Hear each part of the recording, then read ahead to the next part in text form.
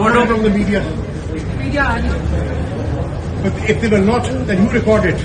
Court के 3 जजेस ने मुझे रिहा किया. मैं आपके नाम, जमाल साहब, आपके तारिक साहब, आपका अदर साहब, मैं सुप्रीम कोर्ट में आपको लेके जाऊंगा. नूरीन रो रही है, और आखिर वो क्यों रो रही है? क्या इसकी वजह इमरान खान है, मरियम नवाज हैं, हमजा शहबाज हैं, या लंदन में बैठे अल्ताफ भाई हैं, या फिर इसकी कोई और वजह हो सकती है जिसे पीटीआई के चंद दोस्तों और एंकर्स ने इशू बनाया हुआ है? अस्सलाम वालेकुम, इनसाइड स्टोरी के साथ मैं मोहसिन बिलाल, और अपने इस वीलॉग में ये जो नूरीन वाला मामला है ये आपके साथ हम डिस्कस करेंगे. उसके साथ आपको ये भी बताएंगे कि मरियम नवाज के रास्ते क्यों साफ़ हो गए हैं, हमजा शहबाज ने अपने ताया नवाज शरीफ को क्या कहा है, और अल्ताफ़ हुसैन ने क्या मनसूबाबंदी कर रखी है अगर उन्हें पाकिस्तान आने की इजाज़त नहीं मिलती तो उनका क्या पैगाम है. तो आपसे गुजारिश है कि हमारा चैनल इनसाइड स्टोरी लाइक और सब्सक्राइब कर लें, और याद से बेल आइकन का बटन भी दबा लें.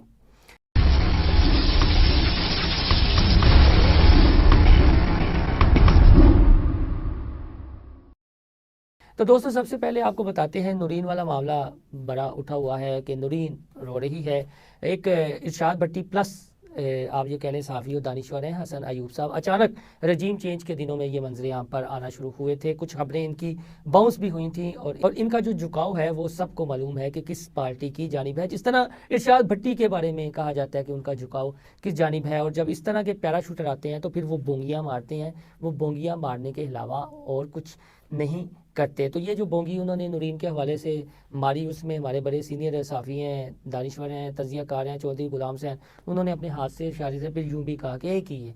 तो उसके बाद पीटीआई ने आओ देखा या ना ताओ देखा, नूरीन को इशू बनाना शुरू कर दिया और हसन अयूब का चीज़ा लगाना शुरू कर दिया. ये बिल्कुल उसी तरह का चीज़ा है कि जिस तरह किसी एक प्रोग्राम में इरशाद भट्टी ने बात कर दी थी नवाज शरीफ के तनाजुर में कि उनके बच्चों के दूध तक को चोरी कर लिया गया. तो अब नवाज शरीफ लंदन में 4 साल रहकर वापस आ गए हैं, लेकिन अभी तक ये पता नहीं चला कि इरशाद भट्टी के बच्चों का दूध किसने चोरी किया. तो अब ये भी पता नहीं चलेगा कि नूरीन क्यों रो रही है. लेकिन अगर नूरीन्स की ही बात की जाए, नूरीन्स की या नूरीनों की बात की जाए, ये नाम तो काबिल एहतराम है, लेकिन चूँकि ट्रेंड बना हुआ है और उन्हें जो इस तरह के नाम को तंज़िया तौर पर इस्तेमाल कर रहे हैं, ट्रेंड बना रहे हैं, हमारे से अगर पूछा जाए तो हम ये कहेंगे कि उनके खिलाफ कंपेन चलानी चाहिए. लेकिन बहरहाल इस तरह की कंपेन तो नहीं चलाई जा रही, और अगर उन्हें कोई एतराज़ नहीं है तो फिर हम कौन होते हैं इस तरह का कहने वाले. लेकिन रोने की एक वजह ये भी हो सकती है जो हमजा शहबाज ने नवाज शरीफ को कहा है कि बस ताया जान, खामोशी की भी एक ज़ुबान होती है.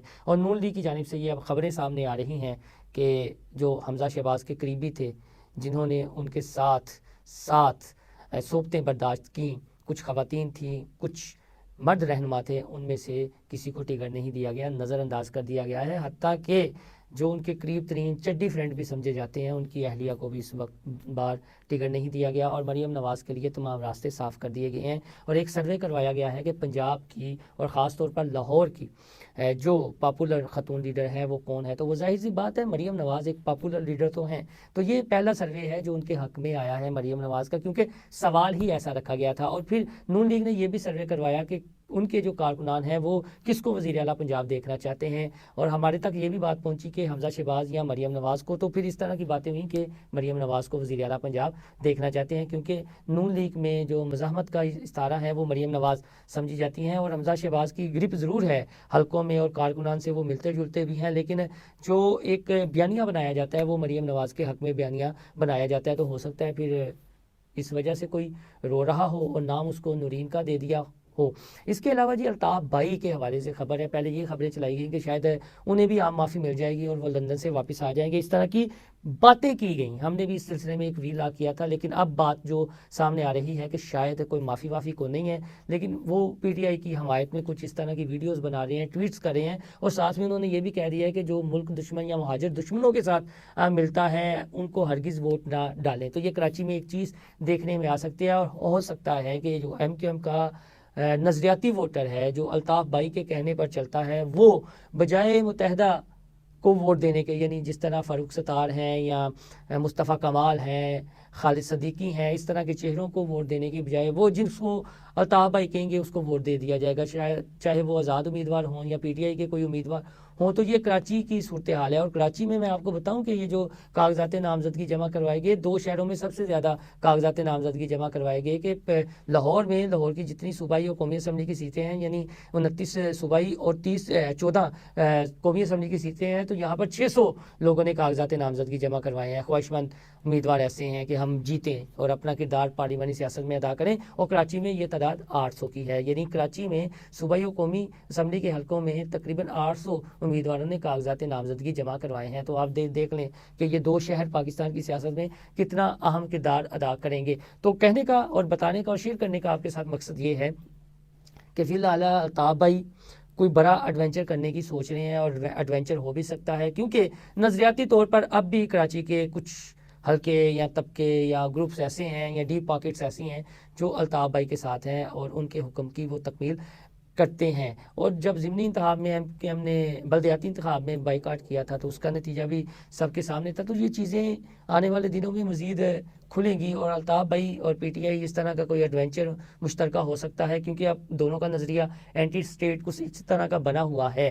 اور الطاف بھائی اب اس چیز کو کیش کرانا چاہ رہے ہیں اور بار بار یہ کہتے ہیں کہ پہلے آپ کو ہم پر ہوتا ہوا ظلم نظر نہیں آتا تھا، لیکن اب آپ کو وہ ظلم ہوتا ہوا نظر آ رہا ہے جب آپ پر خود بیت رہی ہے. دوسری جانب ایک چیز یہ بھی سننے کو مل رہی ہے اور وہ بڑی سیریس چیز چکوال اسکول آف تھاٹ کی ہے، اور ایک ایسا بتایا جاتا ہے اسٹڈی سیل بنایا گیا ہے. کچھ سینئر صحافیوں نے اس پر خبریں بھی دی ہیں کہ کس طرح پراپوگنڈا کیا جائے گا. لیکن آج کل ہم سوشل میڈیا پر یہ دیکھ رہے ہیں کہ کس طرح فیک نیوز جنریٹ ہوتی ہے اور ایک جگہ سے دوسری جگہ جاتی ہے. انشاءاللہ تعالیٰ یہ میرا آپ سے وعدہ ہے کہ کسی روز اس چیز پر میں ایک تفصیلاً ویلاگ کروں گا کہ کس طرح ایک ٹویٹ جنریٹ ہوتا ہے اور کس کے ٹائم لائن پر وہ جاتا ہے، وہ کیسے جاتا ہے اور پھر کیا ٹرینڈ بنانے کے حوالے سے گفت و شنید ہوتی ہے اور پھر وہ ٹرینڈ اچانک ٹویٹر پر بننا شروع ہو جاتا ہے. جس طرح یہ نورین رو رہی ہے کا ٹرینڈ بنا تو اس کے پیچھے کیا مقصد تھے. اب ہر کوئی یہ چیزیں سامنے لا رہا ہے. اور سب سے اہم بات یہ جو شاہ محمود قریشی کی پھر گرفتاری کے حوالے سے ہے، تو ماضی میں ہم نے یہ دیکھا ہے کہ مریم نواز کو کوٹ لکھپت جیل سے گرفتار کر لیا گیا تھا اور فوٹیج بھی باہر نہیں آئی تھی.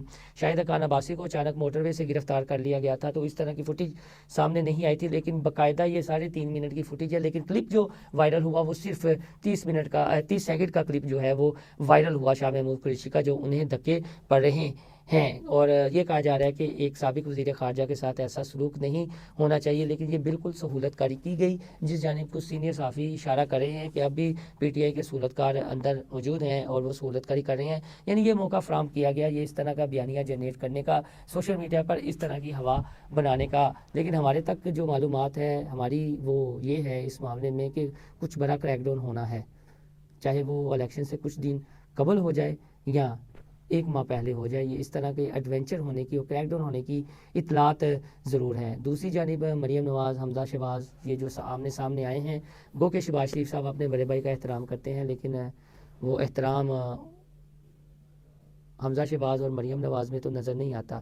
اگر نظر نہ آتا ہوتا تو پھر یہ چیزیں باہر نہ آتی. گو کہ مریم اورنگزیب نے تردید کر دی ہے کہ اس طرح کا کوئی بات نہیں ہوئی، لیکن جو اندرون خانہ حلقے ہیں نون لیگ کے وہ یہ کہہ رہے ہیں کہ یہ باتیں ہوئی ہیں. اور حمزہ شہباز نے اپنے تحفظات کا کھل کر اظہار کیا ہے کہ یہ آپ کیا کچھ کر رہے ہیں، آپ نے نظر انداز کر دیا ہے پارٹی کے کارکنان کو. لیکن یہ باتیں انہیں تب کرنی چاہیے تھی جب یہ ماڈل ٹاؤن سیکریٹریٹ کا، جو مسلم لیگ نون کا سیکریٹریٹ ہے، اس کا جو چارج ہے وہ انوشے رحمان صاحبہ نے سنبھالا تھا. اور انہوں نے سلمان شہباز اور حمزہ شہباز کا جو قریبی سٹاف تھا کہا جاتا ہے انہیں ماڈل ٹاؤن سے نکال دیا تھا اور اپنا سٹاف وہاں ڈیوٹیوں پر تعینات کیا تھا. یہ بھی ایک ریالٹی ہے نون لیگ کی کے تناظر میں کہ نون لیگ کے اندر کیا چل رہا ہے. کچھ ایسی باتیں ہیں کہ جو اس طرح سوشل میڈیا پر یا مین اسٹریم میڈیا پر کہتے ہوئے زیب نہیں دیتی. کچھ اس طرح کی باتیں بھی ہیں اور ریومرز بھی ہیں کہ جس سے بڑے بڑے جو پارسا بنتے ہیں سیاستدان، ان کا کردار ہے کہ بیان نہیں کیا جا سکتا. تو اس طرح کی باتیں پارٹی کے اندر ہو رہی ہیں. تو نورین کیوں رو رہی ہے، کس وجہ سے رو رہی ہے اور یہ ٹرینڈ کون بنا رہا ہے، کیوں بنا رہا ہے، یہ چیزیں ہم نے اس ویلاگ میں آپ کے ساتھ شیئر کی ہیں. آپ سے درخواست ہے کہ ہمارا چینل انسائیڈ اسٹوری لائک اور سبسکرائب کرنا نہ بھولیے گا. اللہ حافظ.